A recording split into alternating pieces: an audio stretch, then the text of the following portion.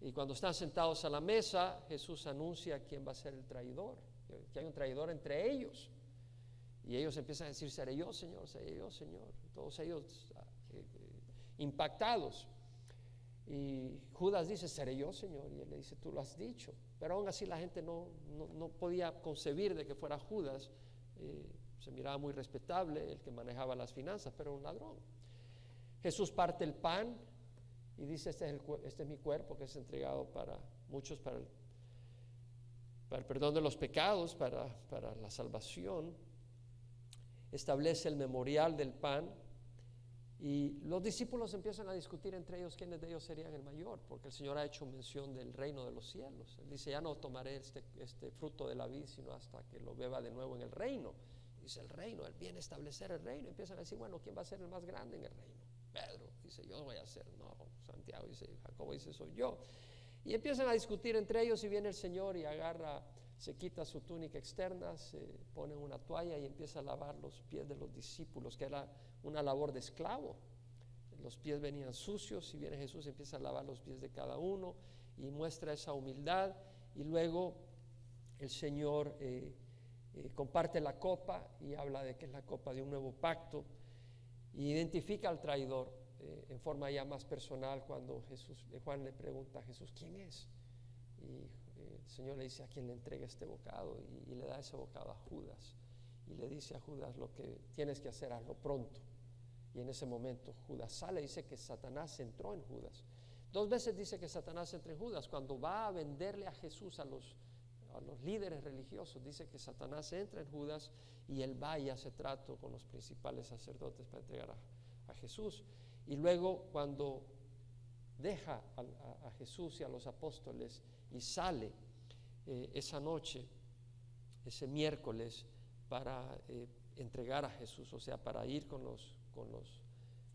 la corte romana y con los alguaciles de los religiosos, para ir a agarrar a Jesús, que sabía que lo más lógico iba a estar en el Monte de los Olivos.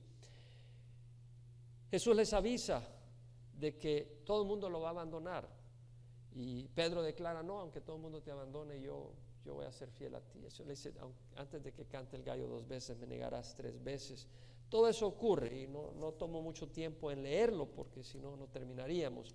Pero vamos a ir entonces ahora cuando Jesús sube al huerto de Getsemaní con sus apóstoles, con 11, porque Judas está preparando a los que van a ir a agarrar a Jesús. Entonces en Mateo capítulo 26, versículo 36, vemos que Jesús llegó con ellos a un lugar que se llama Getsemaní. Getsemaní quiere decir prensa de aceite. El Señor iba a ser oprimido ahí. Bueno, habían árboles de olivo, pero figurativamente también el Señor, como un fruto que es exprimido, ahí iba a sufrir, iba a agonizar emocionalmente. Y dijo a sus discípulos, sentados aquí mientras yo voy allá y oro. Estos discípulos son los 11 apóstoles. Y tomando consigo a Pedro y a los hijos del Zebedeo, que este es Juan y Jacobo, comenzó a entristecerse y a angustiarse. Lucas dice que se alejó un tiro de piedra de distancia. Se alejó una distancia equivalente a cuando uno tira una piedra. Y ahí se alejó de los demás apóstoles, pero estuvo con Juan, Pedro y Jacobo. Y luego se movió un poco más adelante y se comenzó a entristecerse y a angustiarse. Entonces les dijo, mi alma está muy afligida hasta el punto de la muerte. Este es el Señor Jesucristo, que no es un exagerante, no exagera el Señor. El Señor aquí está diciendo, estoy a punto de morir de la agonía emocional que estoy entrando. Si alguna vez te has sentido paralizado por alguna situación, el Señor lo sintió acá. Y aquí lo sintió al punto de que su corazón está a punto de fallarle. Sobrenaturalmente el Señor fue sostenido por el Padre para sufrir todo el proceso que lo llevara a la cruz y morir en la cruz. Porque el ser humano no hubiera podido soportar esa agonía emocional, porque él sabía todo lo que le iba a suceder. Y dice, estoy a punto de morir, quedaos aquí y velad conmigo. Imagínate, nunca seamos arrogantes como para decir, no necesito tu oración. El mismo Señor Jesús dijo, quedad y velad conmigo. Y nosotros necesitamos que otros hermanos oren por nosotros. Necesitamos orar unos por otros. A veces hablo con algunas personas, ¿cómo estás? ¿Necesitas que ore por ti? No necesito que ores por mí. ¿Sabes qué? Todos necesitamos que oremos unos por otros. Necesitamos mucho del Señor. Y el Señor acá dice, velad conmigo. Y cayó sobre su rostro orando y diciendo, Padre mío, si es posible que pase de mí esta copa, pero no sea como yo quiero, sino como tú quieras. Habla de la tentación. Jesús no quería tomar esa copa. Jesús quería escaparse de esa situación. ¿Has estado en alguna situación de la cual tú te quieres escapar? ¿O has estado en una situación a la cual tú te quieres meter y el Señor no te permite meterte? Independiente de lo que estamos hablando, es una fuerza que te motiva, ya sea a escapar o huir de una situación o correr a una situación donde el Señor dice no.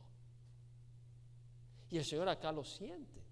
Él sabía exactamente lo que iban a hacer, lo iban a desgarrar, lo iban a insultar, se iban a burlar de Él, todos se iban a apartar de Él. El Señor no quería, Él sabía exactamente con gran detalle. Y vino a los discípulos y los halló durmiendo. Y le dice a Pedro, ¿no puedes velar conmigo una hora? ¿Por qué no podía velar Pedro? ¿Por qué no pudo velar? ¿Será que no le importaba al Señor? Sí le importaba. Pero te aseguro que si Pedro hubiera visto en una película cómo iba a negar a Jesús, Pedro no hubiera podido dormir ni un minuto esa noche. ¿No te ha pasado cuando tienes un problema serio que te toca los huesos, que no puedes dormir? Estás dándote vuelta y vuelta y vuelta.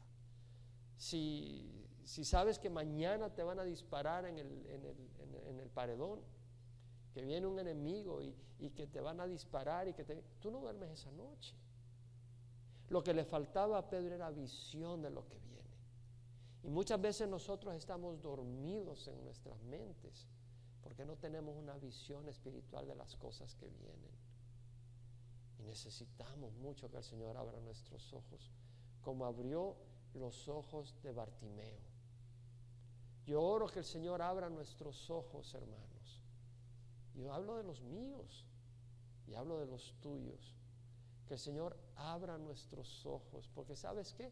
Cuando tú estás ciego, tú no ves. Si Pedro no podía ver lo que venía, por más que se lo había dicho el Señor, se puso a roncar esa noche, cuando debería estar despierto, angustiado. Estaban angustiados, pero no tenían visión de lo que venía, porque si hubiera tenido visión, no duerme ese hombre. Y te digo, necesitamos que Dios abra nuestros ojos para que caminemos en rectitud, para que podamos caminar en victoria. Necesitamos que el Señor abra nuestros ojos. Y el Señor le dice, velad y orad para que no entréis en tentación. El espíritu está dispuesto, pero la carne es débil. A veces estamos dispuestos a servir al Señor, para vivir al Señor, pero la carne es muy débil. Y Jesús lo está diciendo, y apartándose de nuevo ora por segunda vez, diciendo, Padre mío, si esta no puede pasar sin que yo la beba, hágase tu voluntad. El Señor todavía está negociando con Dios. Y está diciendo, bueno, si no puede, ni modo. O sea, Jesús no quiere ir ahí. Jesús no quiere ir ahí. Jesús no quiere en su carne caminar en esa voluntad. Pero Él sí quiere hacer la voluntad de Dios. Y entonces dice, pero que se haga tu voluntad, no la mía. Esa es la palabra final. He estado leyendo el libro de Éxodo en mi meditación personal. Y veo que dice la palabra, no tendrás otros dioses aparte de mí. El primer mandamiento. Y pienso yo que cuando tú vienes y le dices a Dios, aquí yo voy a hacer mi voluntad, ahí ya has puesto a otro Dios. Porque un Dios es aquel que tiene total autoridad sobre tu vida. Y cuando tú llegas a decirle a Dios en un momento, es mi voluntad la que voy a hacer aquí, tú te has puesto por Dios ahí. Y Él dice, no tendrás otros dioses aparte de mí. Y Jesús no iba a tener otro Dios. Jesús viene y se rinde. Y dice la palabra del Señor de que un ángel viene a darle ánimo y a fortalecerle. Y que sudor como gotas de sangre caían en el suelo. El Señor estaba sudando, perspirando de la tensión, de la agonía. Y ocurre 3 veces. Y la tercera vez todavía están durmiendo y le dice, todavía estás durmiendo y descansando, y aquí ha llegado la hora y el Hijo del Hombre es entregado en manos de pecadores. levantaos, vamos, mirad, está cerca el que me entrega. Jesús estaba pendiente, Jesús sabía todo lo que estaba pasando. En Mateo 26, 47 al 50 tenemos el arresto. Mientras estaba todavía hablando, Judas, uno de los 12, llegó acompañado de una gran multitud con espadas y garrotes, de parte de los principales sacerdotes, de los ancianos y del pueblo. O sea, viene una multitud, Judas trae a una multitud, vienen con garrotes y espadas. Imagínate cómo estaba Judas de torcido. Viene tras Jesús con una multitud, viene con los alguaciles, que son las autoridades de seguridad, policías, por decir así, del templo, y viene con gente que trae garrotes y espadas. Y Juan nos dice que trae la corte romana.